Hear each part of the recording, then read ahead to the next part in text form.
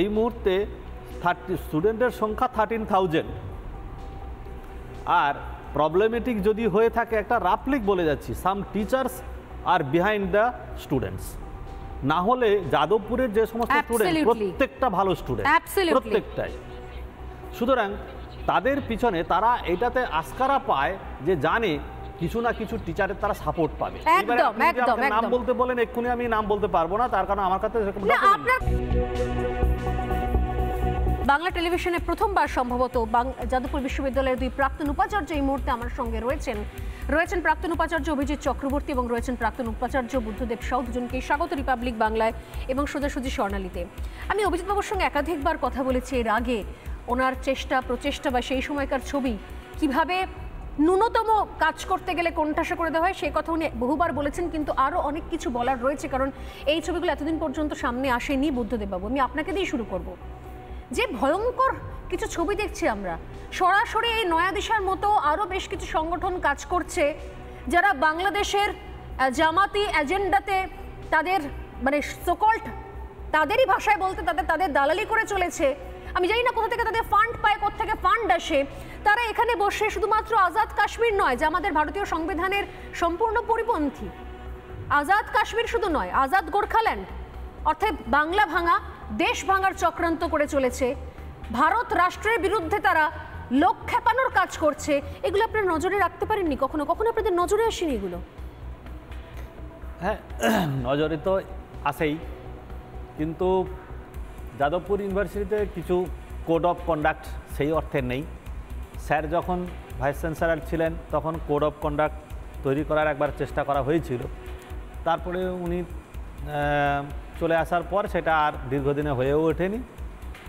তো সেই code of conduct না থাকার ফলে হয়তো এগুলো করে কিন্তু এই যে কথাগুলো হচ্ছে এই কথাগুলো তো আইনত অপরাধ হ্যাঁ আইন সেটাই আমি বলতে চাইছি আমাদের দেশের একটা অংশ আমরা আমাদের দেশের অংশ বাংলা কোনো বিচ্ছিন্ন অংশ নয় বিচ্ছিন্ন দ্বীপ নয় যাদবপুর বিশ্ববিদ্যালয় কোনো বিচ্ছিন্ন দ্বীপ হতে পারে না একটু করে মিনি পাকিস্তান হতে পারে না যাদবপুর বিশ্ববিদ্যালয়ের ক্যাম্পাসে যদি এই ধরনের কাজকর্ম হয়ে থাকে এটা তো আইনত অপরাধ ক্রিমিনাল অফেন্স হ্যাঁ তো আইনত অপরাধ যদি হয়ে থাকে তাহলে দুই সরকার কি করছে যাদবপুর ইউনিভার্সিটি যে অ্যাডমিনিস্ট্রেশন তারা মূলত ওখানে পড়াশোনার ব্যাপারটা দেখবে এবং সেখানে যদি এইরকমভাবে দেশবিরোধী কার্যকলাপ চলে তাহলে সেখানে কি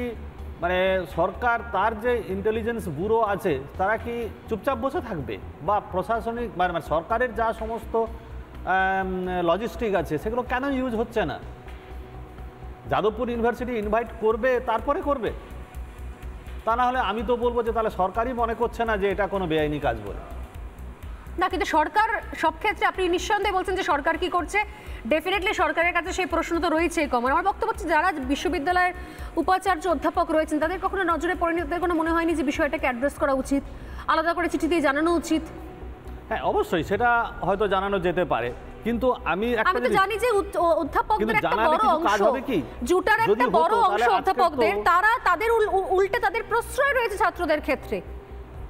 যদ্দূর যে খবর আমাদের কাছে এসে পৌঁছেছে সংবাদ মাধ্যমে বিভিন্ন সময়তে আমরা দেখেছি আমরা এই নিয়ে প্রশ্ন করতে গেলে অধ্যাপকরা একটু মুখ আড়াল করে একটা হাতে পেন উঁচিয়ে মুখ আড়াল করে একটু মুচকে এসে অ্যাভয়েড করে নো কমেন্টস বলে চলে যান এবং অধিকাংশ এরা জুটার অধ্যাপক তাহলে এরাও জানেন না এতদিন ধরে এগুলো চলছে আমি তো নাম করে বলতে পারি কিন্তু সেটা আমার অন এয়ার এই মুহূর্তে বলাটা ঠিক হবে না যে কারা কারা এই ধরনের ছাত্রদের পেছনে প্রাচীরের মতো দাঁড়িয়ে রয়েছে সাপোর্ট সিস্টেম হিসেবে আপনিও জানেন আশা করি হ্যাঁ এটা তো আমি যখন ভাইস চ্যান্সেলর থাকাকালীন তখন বলেও ছিলাম মানে আমি জানি না আপনারা সেটা কভার করেছেন কি না আমি তখন একটা বলেছিলাম যে প্রবলেম অফ 13 মানে কি যে আমি যখন জয়েন করেছিলাম তখন এই যে র্যাগিং সংক্রান্ত এবং সাইড বাই সাইড আরও নানা ধরনের কাজ চলছে প্রায় 13 বছর ধরে কেননা র্যাগিংয়ের যে নিয়মকানুন সেগুলো চলে এসেছে 13 বছর ধরে ঠিকমতো সেটা চালু হয়নি এবং এই মুহূর্তে স্টুডেন্টের সংখ্যা 13,000 আর প্রবলেমেটিক যদি হয়ে থাকে একটা রাফলি বলে যাচ্ছি সাম টিচার্স আর বিহাইন্ড দ্য স্টুডেন্টস না হলে যাদবপুরের যে সমস্ত স্টুডেন্ট প্রত্যেকটা ভালো স্টুডেন্ট প্রত্যেকটাই সুতরাং তাদের পিছনে তারা এটাতে আস্কারা পায় যে জানে কিছু না কিছু টিচারের তারা সাপোর্ট পাবে। একদম একদম নাম বলতে বলেন, এক্ষুনি আমি নাম বলতে পারবো না, তার কারণ আমার কাছে আপনার সামনে কিছু হয়তো তদন্ত করতে, আপনার কাছে সামনে কিছু হয়তো তবু সৌজন্য রয়েছে, কিছু বাধা রয়েছে, আমি জানি, আমি বলে দিতে পারি। এবং এই মুহূর্তে আমি অভিজিৎ স্যারের কাছে আসার আগে আমি সেই ছবিও দেখাবো যে যখন মাওবাদীদের আশ্রয় করে এসএফআই হঠাৎ করে মঞ্চে জোর করে ঢুকে পড়লো এবং তার পিছু পিছু তাদের লেজ ধরে, এসএফআই এর লেজ ধরে যখন মোহাম্মদ সালিমরা যারা শূন্য হয়ে গেছে, মহাশূন্যে পৌঁছানোর আগে নির্লজ্জ বেহায়ার মতো তারাও এই যাদবপুর বিশ্ববিদ্যালয়ের মধ্যে ঝাঁপিয়ে পড়লো এই ইন্দ্রানুষদের জন্য, সেখানে দেখতে পাওয়া গিয়েছিল জুটার অন্যতম গুরুত্বপূর্ণ পদে থাকার পার্থ প্রতিম রায়কে। আমি বলছিলাম না একটা বড় সাপোর্ট, সবাই জানেন, বুদ্ধবাবুও বললেন যে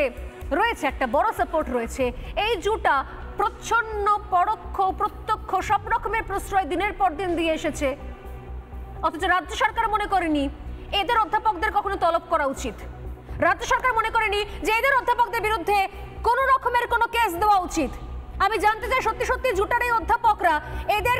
কেন এরা স্ক্যানারের তলায় আসবেন না, কেন এদের বিরুদ্ধে আইনত ব্যবস্থা নেওয়া হবে না, কেন এদেরকে জিজ্ঞাসাবাদ করা হবে না? আমি আসবো অভিজিৎ বাবু আপনার কাছে। নানা ধরনের কন্টেন্ট দেখার জন্য লাইক করুন, শেয়ার করুন আমাদের ফেসবুক পেজ, সাবস্ক্রাইব করুন আমাদের ইউটিউব চ্যানেল। পাশাপাশি অন্যান্য ব্রেকিং নিউজের জন্য অবশ্যই চোখ রাখুন রিপাবলিক বাংলায়।